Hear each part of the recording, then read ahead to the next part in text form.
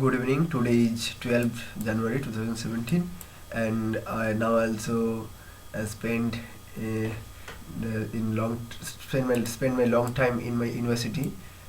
My hostel, I know in my hostel it is now time in लगभग 2 बज गया है, तो मैं अभी स्लाइड बना रहा हूँ क्योंकि CBSE UGC का नेट है, एग्ज़ाम है। तो हॉस्टल जो है वो बहुत ही अच्छी है, तो यहाँ पर जो पढ़ने का प्लेस जो बहुत अच्छी है। तो इस हॉस्टल ने मेरा लाइफ को चेंज कर रहा है।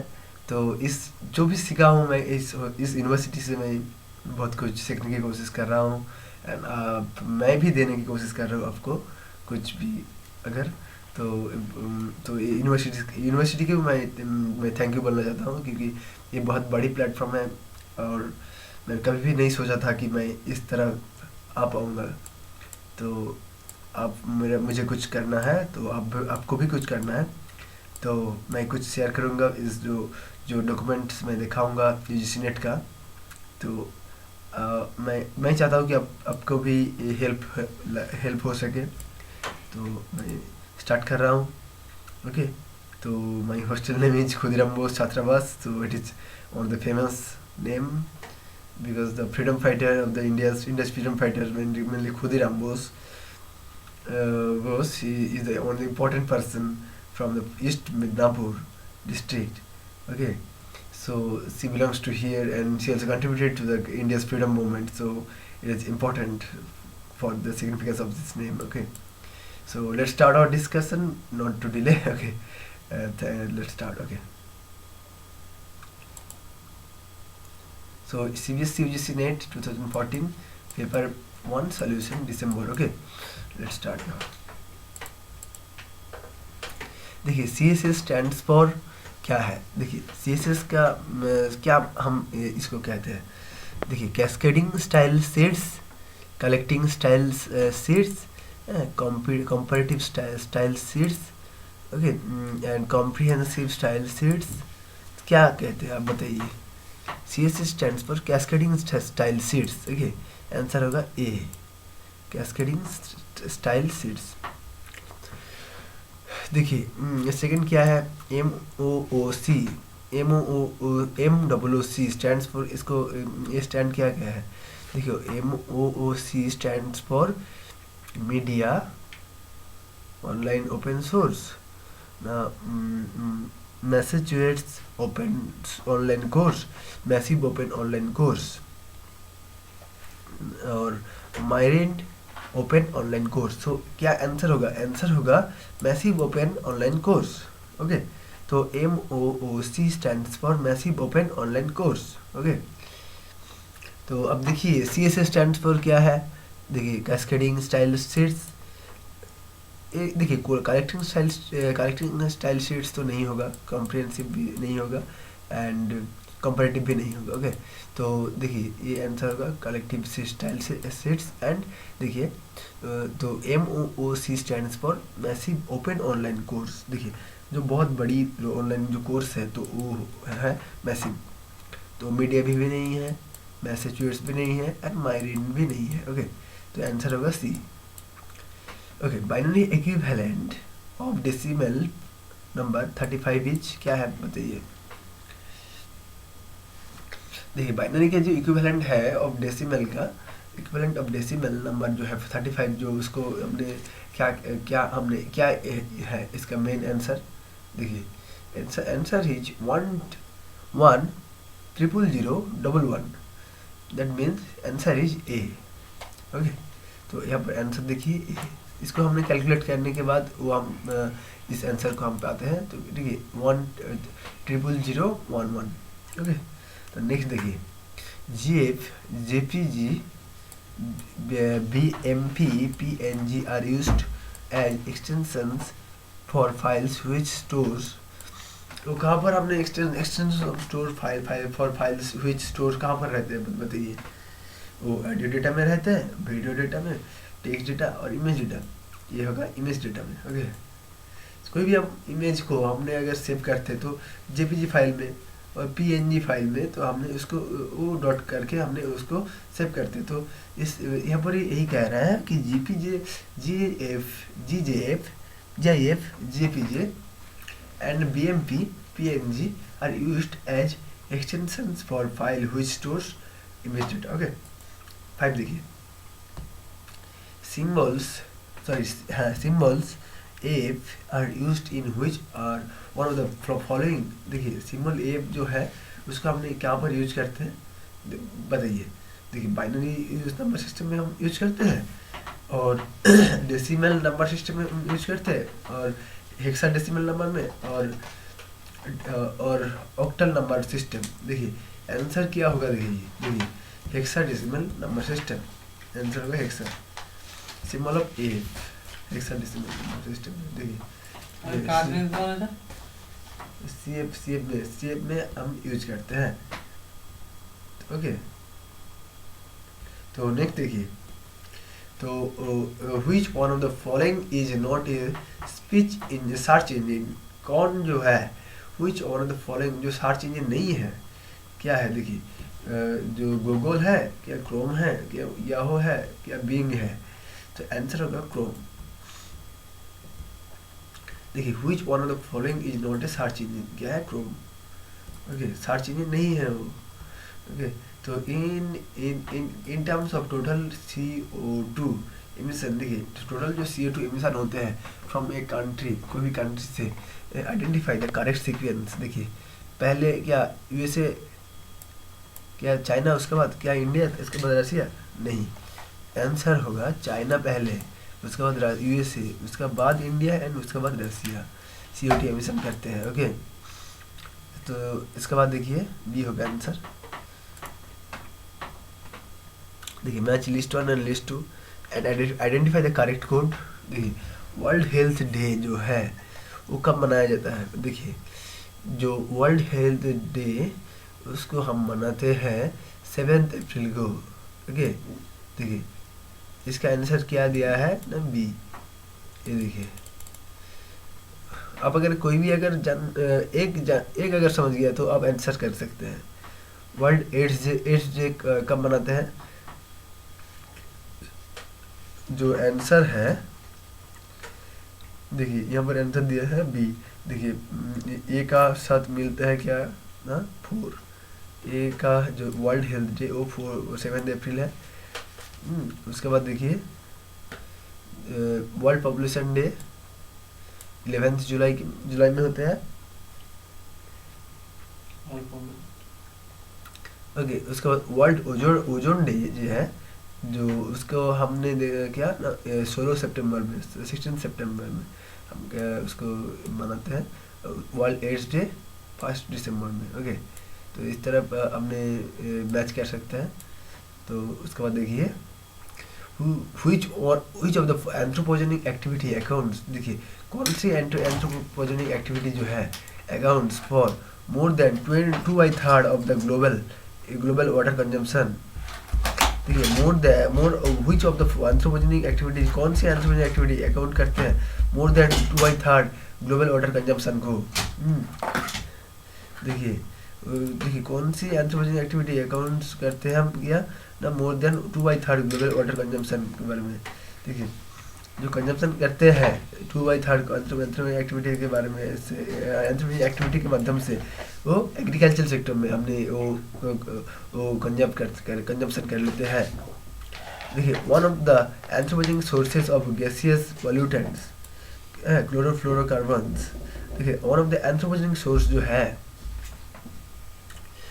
देखिए कोई भी अगर one of the anthropogenic source जो है of gaseous pollutants chlorofluorocarbon CFC in air is, क्या है, one of the anthropogenic source of gaseous pollutants CFC जो है, जो क्या है ना, cement industry, fertiliser industry, foam industry, pesticide industry, क्या है बताइए।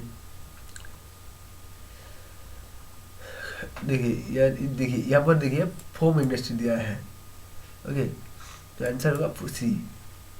The maximum number of fake institution जो है and universities as identified by the UGC in the year 2014 में। Okay, in the state and union territory of कौन सी, कहाँ पर, उत्तर प्रदेश का, उत्तर प्रदेश में maximum number of fake institution वो उत्तर प्रदेश में है। देखिए ये कितना अच्छी क्वेश्चन है।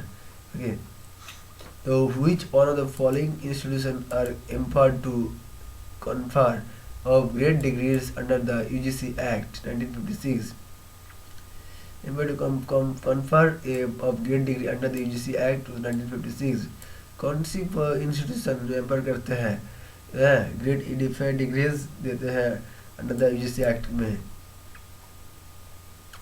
देखिए a university established by an act of parliament, a university established an act of legislature, a university institutions established by a linguistic minority, an institution which is deemed to be university। देखिए देखिए which of the following institutions are empowered होते हैं by conferred to great degrees under the university UGC Act 1926। Okay, तो यहाँ पर answer क्या है? देखिए यहाँ पर आंसर नहीं दिया हुआ है क्योंकि ये बहुत कंफ्यूजिंग क्वेश्चन है। ओके, तो मैं भी नहीं जानता हूँ, तो अब देख लीजिए। तो ये नहीं जानता हूँ, तो नेक्स्ट क्वेश्चन में जा रहा हूँ। Okay, which of the following are the tools of good governance? देखिए गुड गवर्नेंस क्या है, टूल्स, इसका टूल्स क्या है? Social audit, separate powers, separation of powers, citizens charter, right to information, क्या है? देखिए आंसर जो है ऑल है, 1 2 and 3 and 4 ऑल है। Okay, good governance.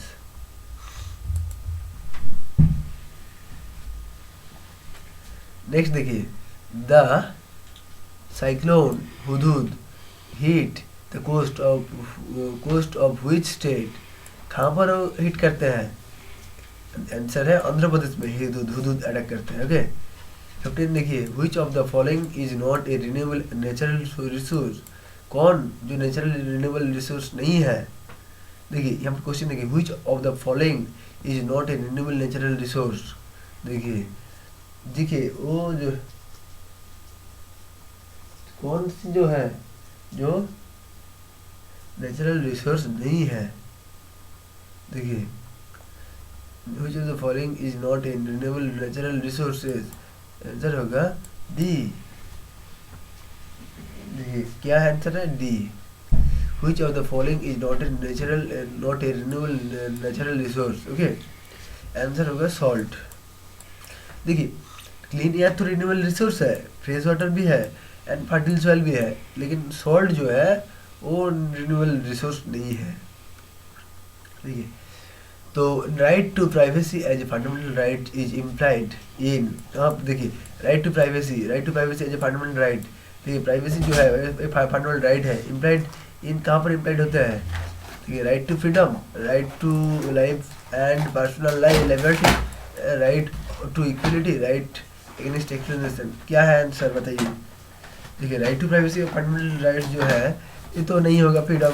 ओके, तो राइट टू इक्वलिटी भी नहीं होगा, राइट अगेंस्ट एक्सप्लोरेशन में भी नहीं होगा, तो आंसर होगा B, right to life and personal liberty.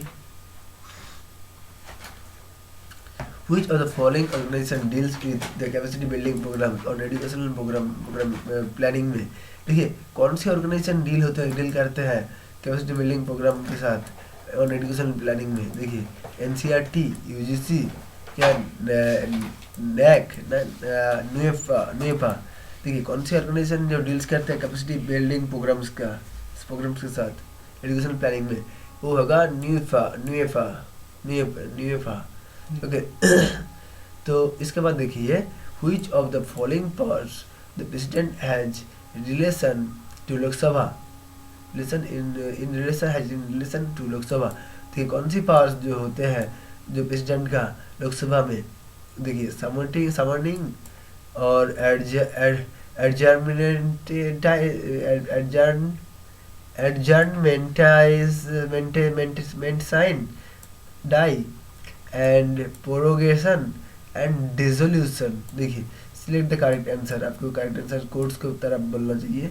तो आंसर क्या होगा बताइए। देखिए यहाँ पर दिया हुआ है सी, मतलब 1 3 and 4, मतलब सामोनिटिंग, ओके, प्रोरोगेशन एंड डिसोल्यूशन, इस तीन, ये नहीं होगा, दो नहीं होगा, ओके। तो ये तीन आप याद रखिए, ओके। तो नेक्स्ट देखिए, the interval between two session of parliament, parliament का दो इंटरवल है 2 सेशन का, देखिए, तो वो must be not exceeded, okay, accident नहीं होता है, नहीं होगा, हो सकता है, और उसको एक्सीडेंट नहीं कराया जाएगा, ओके। तो वो उसका लिए वो जो इंटरवल है वो कितना है बताइए, 2 सेशन का इंटरवल क्या है पार्लियामेंट का। सो उससे ज़्यादा वो एक्सीडेंट नहीं भी होगा, ओके। तो आंसर क्या है ना, 6 मंथ। देखिए, maximum participation of students during teaching is possible through, देखिए मैक्सिमम पार्टिसिपेशन करते हैं स्टूडेंट जो है ड्यूरिंग टीचिंग में, इज पॉसिबल, हमने वो पॉसिबल होगा कब बताइए, थ्रू लेक्चर मेथड में पार्टिसिपेट करेगा क्या, डिमोनिस्ट्रेशन मेथड में, क्या इंडक्टिव मेथड में, क्या टेक्स्ट बुक मेथड में, ये होगा इंडक्टिव मेथड में, ओके, ओके। तो आंसर होगा सी, देखिए इंडक्टिव। लेक्चर में तो नहीं होगा, अब लेक्चर दे रहा है घंटे से घंटे, तो उसमें तो उसका इंटरेस्ट नहीं रहेगा ना, ओके। डिमोन्स्ट्रेशन मेथड में भी वो नहीं होगा। तो अब टेक्स्ट बुक मेथड में तो वो नहीं होगा, क्योंकि वो टेक्स्ट बुक पढ़ते पढ़ते वो उसका याद नहीं रहते हैं, तो अगर बहुत अच्छी होगा क्या, इंडक्टिव मेथड में, वो बहुत इंटरेस्ट है एंड उसमें उसका याद भी रहते हैं, तो इसीलिए वो इंडक्टिव मेथड जो है इसका आंसर है, ठीक है। तो नेक्स्ट देखिए, देखिए देखिए देखिए डायग्नोस्टिक्स, ओके, एलिसन असर्शंस, देखिए यहाँ पर मैं नहीं देख पा रहा हूँ क्योंकि यहाँ पर रिकॉर्डिंग चल रहा है, तो देखिए ये आप देख लीजिए।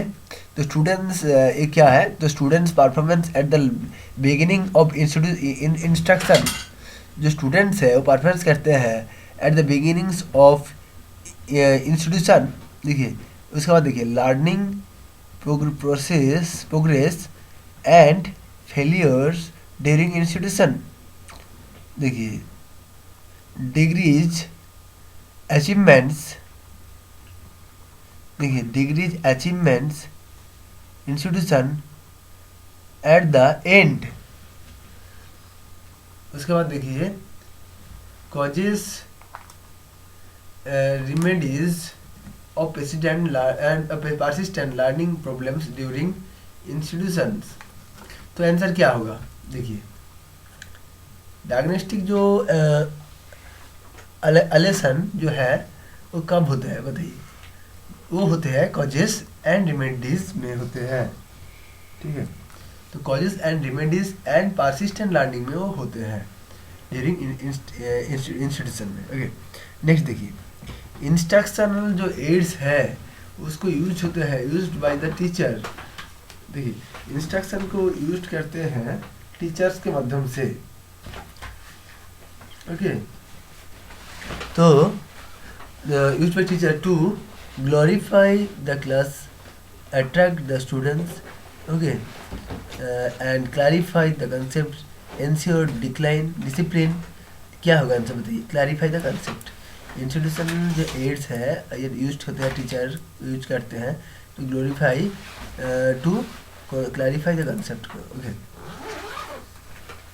हम अगर कंसेप्ट को बहुत अच्छे से नहीं समझ पाएंगे तो क्या क्या क्यों हम इंस्टीट्यूशन में आएंगे बताइए। तो attitude of the teacher that affects teaching tense to effective domain, देखिए टीचर्स के एटीट्यूड के ऊपर इफेक्ट्स करते हैं क्या ना, इफेक्टिव डोमेन के ऊपर, ओके। कॉग्निटिव तो नहीं है, तो नॉलेज होगा, कनेक्टिव भी नहीं है एंड साइकोमोटिव भी नहीं है, इफेक्टिव डोमेन होगा answer. Education is the manifestation of perfection and already in man was started by Swami Vivekananda, तो सभी जानते हैं। which of the following is not a prescribed level of teaching?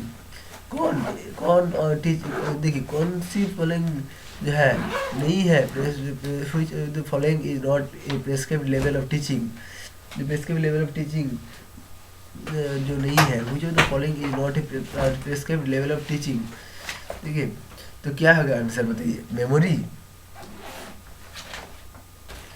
Understanding, reflective and differentiation.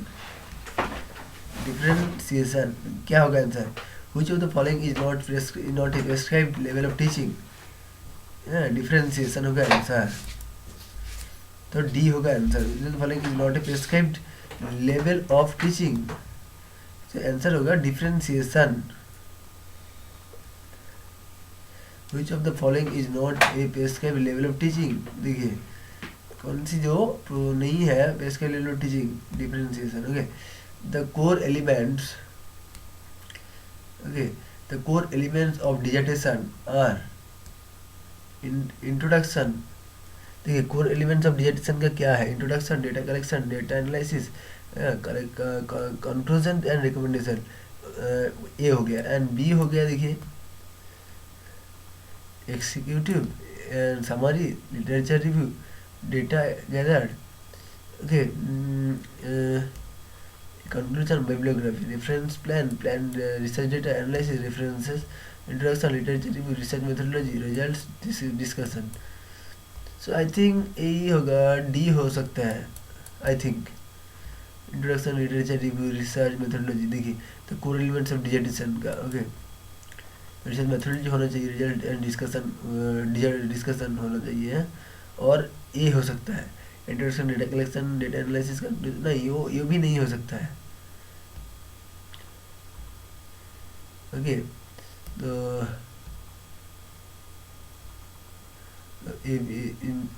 Sorry मेरा सी और deep से confusion है। Research plan भी कर सकते हैं आप, डेटा एनालिसिस एंड रेफरेंसेस, लेकिन फास्ट जो है अब मैं प्रेफर करता हूँ इसको, डी को। Introduction, literature review, research methodology and discussion. अगर मैं नहीं क्या सही कह रहा हूँ तो आप कमेंट दीजिए। Okay, what is research design, देखिए what is a research design, a way of conducting research that is not grouped in theory. देखिए रिसर्च डिजाइन क्या है, विच इज ए रिसर्च, देखिए what is a way of conducting research, जो चलते हैं एक way में, okay, that is not grounded in a theory. देखिए जो ग्राउंडेड किसके ऊपर नहीं है, थ्योरी के ऊपर। The choice between using qualitative और क्वांटिटेटिव मेथड्स, चॉइस बिटवीन किसके ना, using qualitative and quantitative methods में। The style in which you present your research findings that is a graph. The style you आपकी भी findings ले पाते हैं तो ग्राफ में, ओके। क्या देखिए ये framework for every stage of the collection and analysis of the data, ये है रिसर्च डिजाइन, डी होगा आंसर। ओके, देखिए क्यों डी होगा, क्योंकि a way of conducting research that is not guided ground in theory, A wrong हुआ। This the choice between using qualitative and quantitative method, ये तो नहीं होगा। आप क्वालिटेटिव भी यूज करते हैं, क्वांटिटेटिव भी यूज करते हैं, तो एक चॉइस तो आपको नहीं है। And the style in which you presented you research finding that is a graph, graph में आप फाइंडिंग कर रहे हैं, तो ये नहीं होगा। तो ये framework for every stage of the collection of the data collection and analysis, okay. Answer होगा वो, डी होगा। सैम्पलिंग केसेस मीन्स क्या है, sampling cases means sampling of people, newspaper, television programmes. Answer होगा डी। देखिए ये नहीं होगा, सी नहीं होगा। Literally the researchers brief case, identifying peoples who are suitable for research. So sampling using a sampling frame, ये भी नहीं होगा। Sampling people of people, newspaper, television, ये होगा, डी होगा। ओके, 29 में देखिए the frequency distribution of a research data which is systematical in shape similar to a normal distribution of y, but the center peak is much higher is क्या है। देखिए frequency distribution करते हैं हम लोग अपने रिसर्च डेटा को, which is symmetrical in shape similar to a normal distribution में. Okay, जो सिमेट्रिकल शेप है. Okay, symmetrical frequency research data जो है सिमेट्रिकल शेप है. Okay, similar to normal distribution देखते हैं हम, बट सेंटर पीक जो है मच हायर होते हैं. उसको हमने क्या कहते हैं, स्क्यूड नहीं कहते हैं, मेसोक्यूटिक नहीं कहते हैं, लेप्टोकार्टिक हमने कहते हैं उसको सी, एंड प्लेट कार्टिक नहीं कहते हैं. ओके, सो आंसर होगा लेप्टोक्राटिक. आप याद रखिए, लेप्टोकार्टिक. ओके, जो हाईएस्ट पीक है लेप्टोकार्टिक है, एल. आप याद रख सकते हैं. 30 में देखिए, व्हेन जब planning to do a social research में होते हैं प्लानिंग. ओके, जब हमने प्लानिंग करते हैं सोशल रिसर्च में, इट इज़ बेटर टू, ये बेटर है टू क्या, to approach the topic with an open mind. क्या ना, अप्रोच द टॉपिक को अप्रोच लेते हैं ओपन माइंड में. ओके, कोई भी अगर सोशल रिसर्च कर रहे हैं आप, क्या प्लानिंग करते हैं, approach the topic with open mind में आप लेते हैं. तो यही ए तो आंसर होगा ना, एंड बी नहीं होगा क्योंकि do a pilot survey study before getting start on it नहीं होगा. B familiar with literature on the topic नहीं होगा. Forget about the theory because the very practical, ये नहीं होगा, सिर्फ यही होगा आंसर. ओके, तो 31 में देखिए, when academics are called to deliver lecture, जब academics को कहते हैं क्या ना, deliver lecture करेंगे and presentation को to an audience को on certain topics के बारे में, topics में, और a set of topics में, और topics of education nature में, तो हमने इसको क्या कहते हैं बताइए. इसको हमने सेमिनार कहते हैं. ओके, बी होगा आंसर. ये वर्कशॉप भी नहीं है एंड सिम्पोजिमो नहीं है, ट्रेनिंग प्रोग्रामो नहीं है. ओके, ये सेमिनार कहते हैं. Media is known as, media को हमने क्या जानते हैं, first state, second state, third state, fourth state. Answer होगा फोर्थ, डी. तो सबसे ज़्यादा ऊपर है, 4 स्टेट है. ठीक है. द मोड ऑफ कम्युनिकेशन, देखिए the mode of communication that involve होते हैं ये सिंगल सोर्स ट्रांसमिटिंग इंफॉर्मेशन. देखिए हम कम्युनिकेशन करते हैं, जो इन्वॉल्व होते हैं ये single source of transmitting information में to a large number of receivers simultaneously is called, क्या कहते हैं बताइए. हमने कम्युनिकेट करते हैं सिंगल सोर्स में, single source transmitting information to a large number of receivers simultaneously is called, हमने इसको क्या कहते हैं, मास कम्युनिकेशन. ओके, तो मास कम्युनिकेशन हमने इसको कहते हैं single source of information to a large number of receivers simultaneously is called mass communication. Next देखिए, A smart classroom is a teaching shape which has, देखिए स्मार्ट जो classroom है हमने जिसको कहते हैं, is a teaching space which has, जहाँ पर क्या है ना, smart person with a touch panel control system, PC laptop connection और DVD and VCD player, document camera and specialised software, projection and projector and screen. तो क्या क्या है, देखिए प्रोजेक्टर स्क्रीन तो होते ही है, ये तो हो गया. तो नेक्स्ट देखेंगे document camera and specialised software हो सकता है क्या, नहीं जानता हूँ, लेकिन 2 तो हो सकता है. देखिए मैंने 2 और 4 को सिलेक्ट कर रहा हूँ. ओके, 2 और 4 सिलेक्ट कर लिया, तो ये भी बी आंसर होगा. ओके, तो बी है आंसर, 2 और 4. देखिए the term YOLO journalism. Okay, YOLO journalism refers क्या करते हैं बताइए. देखिए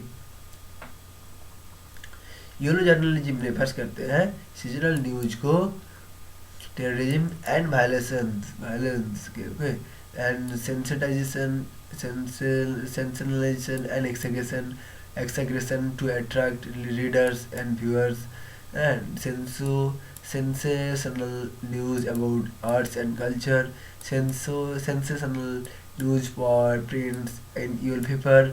क्या होगा आंसर ना? sensationalism and exaggeration to attract readers and viewers. Okay, B होगा answer. Okay, yellow journalism.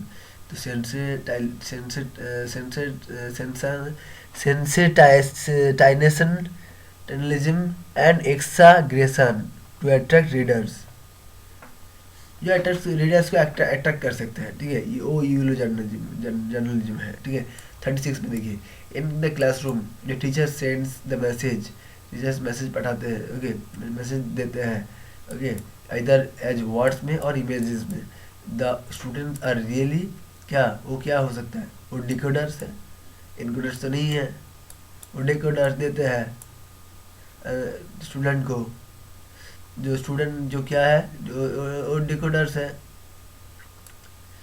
ठीक है, तो बी हो गया answer. Okay, the next term in the series A B E D I H N W. देखिए क्या होगा answer? A B C D E 3 E F G H I 3 I J K L M N 4 हो गया है. B C D E 3 E F G H I इसका देखिए 4 हो गया है. तो देखिए M N O P Q R S T 5. तो टी होगा पहले. उसके बाद देखिए ए बी सी डी. ठीक है, B C D E. C D B C D एक हो गया.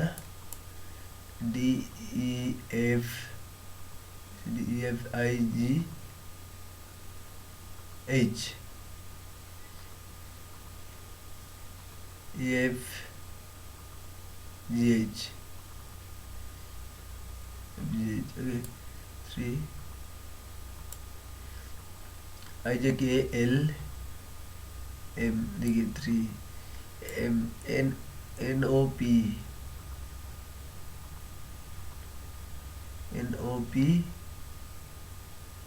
You R S. यहाँ पर आंसर ए होगा. टी आर एस दे दिया है. तो अब भी याद करिए तो आप समझ जाएंगे. तो नेक्स्ट देखिए,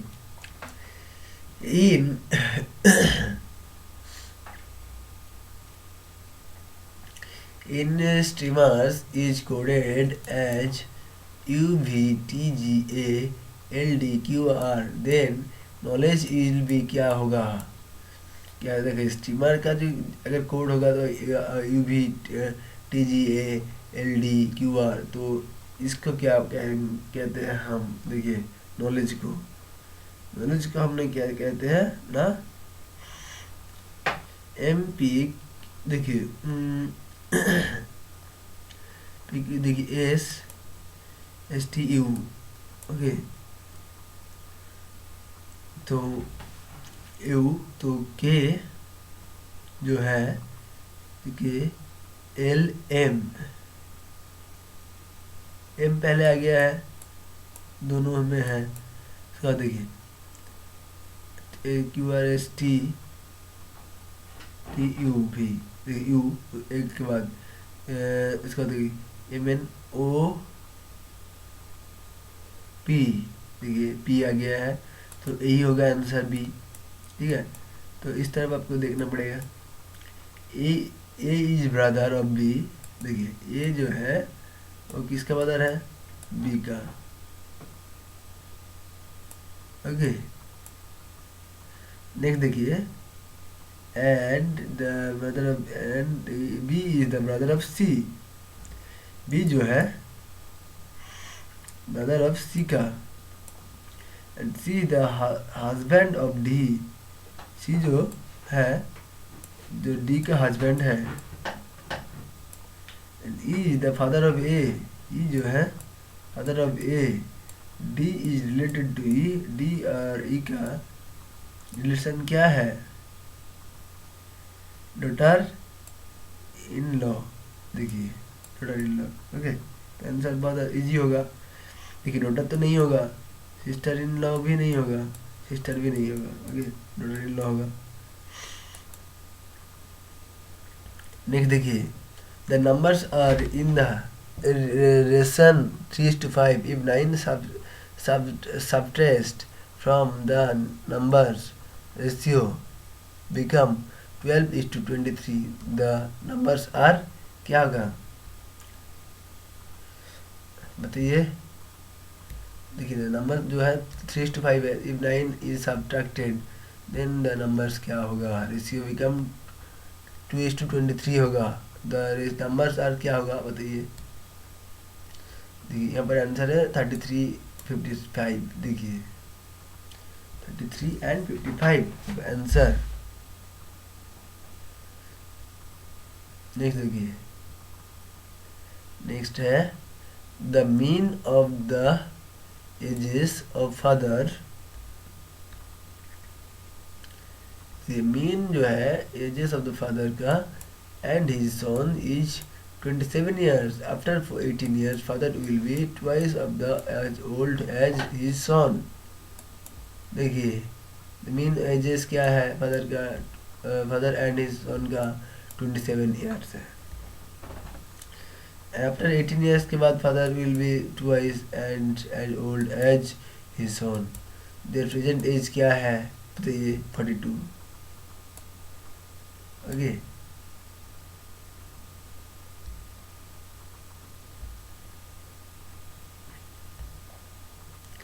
ठीक है, देखिए the mean ages of the father क्या है and his son 27, okay okay. After 18 years के बाद father will be twice age old age his सन,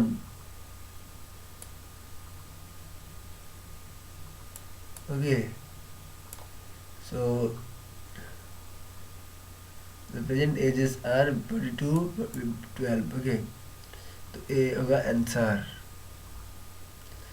इसके बाद देखिए डिजिटल एम्पावरमेंट मीन्स क्या है, universal digit literacy, universal access to all digit resources, collaborative digital platform for participative governance, probability of all entitlements for individual through cloud. क्या होगा answer बताइए। Digital empowerment means क्या है, देखिए एम्पावरमेंट मीन्स 1 2 3 and 4, मतलब all are right. Universal digital literacy, universal access of digital resources, collaborative digital platform, participative governance. देखिए the next term of this in this series is 2 7 28 63 126 is next क्या है 5 3 2 4 3 7 cube नहीं है।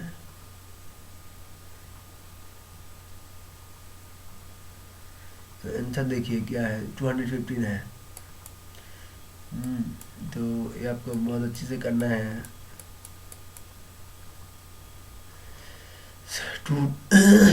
ये mind में calculation अगर करेंगे तो आप समझ जाएंगे। तो आंसर होगा 215, ओके। ये